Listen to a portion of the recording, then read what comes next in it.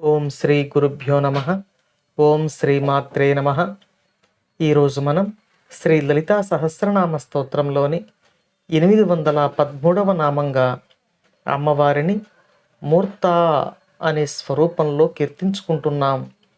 ఈ నామానికి మంత్రస్వరూపం శ్రీమూర్తాయై నమః.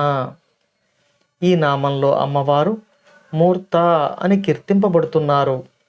మూర్త అంటే మన ఎదురుగా, మన కన్నులతో చూసేటట్లుగా, మన చెవులతో వినేటట్లుగా, మన ఇంద్రియాలతో దర్శించగలిగే స్వరూపాన్ని కలిగిన అమ్మవారు అని ఈ నామంలో వసిన్యాది వాగ్దేవతల చేత కీర్తింపబడుతున్నారు. ఉపాసనలోని మొదటి దశలో మనలను అనుగ్రహించే అమ్మవారి స్వరూపాన్ని ఈ నామంలో మనకు వసిన్యాది వాగ్దేవతలు తెలియచేస్తూ ఉన్నారు.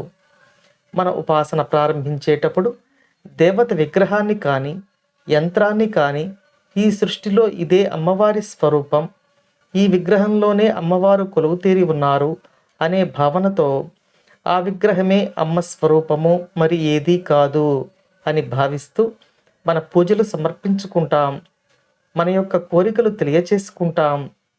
అలా అమ్మని కీర్తిస్తూ అమ్మ అనుగ్రహాన్ని పొందుతాం. అలా కొద్ది కాలానికి ఆ విగ్రహ స్వరూపంలోని దేవత మనలను అనుగ్రహిస్తుంది, కరుణిస్తుంది. ఇలా అమ్మవారి అనుగ్రహాన్ని మొదటగా మన మూర్త స్వరూపంలో, అంటే మన కంటికి కనపడే స్వరూపంలో మనం అనుగ్రహాన్ని పొందుతాము అని ఈ నామం మనకు తెలియచేస్తుంది.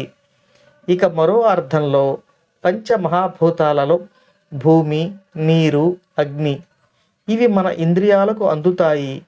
వీటి స్వరూపంలో అమ్మవారు మనలను అనుగ్రహిస్తున్నారు. ఈ పంచమహాభూతాలలోని మూర్త స్వరూపంలో, అంటే మన కంటికి కనపడే స్వరూపంలో మనలను అనుగ్రహిస్తున్న తల్లి శ్రీ లలితా పరమేశ్వరి అని మనకు ఈ నామం తెలియచేస్తుంది. అమ్మవారికి సగుణ, సాకార, పరబ్రహ్మ స్వరూపము, నిరాకార పరబ్రహ్మ స్వరూపము ఉన్నాయి అని మనం ఇంతకు ముందు నామాలలో చెప్పుకున్నాం.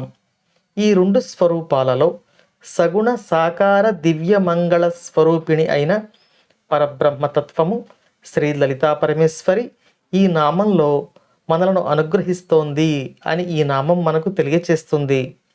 ఒక్క మాటలో చెప్పుకోవాలంటే మన కంటికి కనిపించే పరబ్రహ్మ స్వరూపము ఈ నామంలో మూర్త అని వసిన్యాది వాగ్దేవతల చేత కీర్తించబడుతూ ఉంది అని ఈ నామం తెలియచేస్తుంది.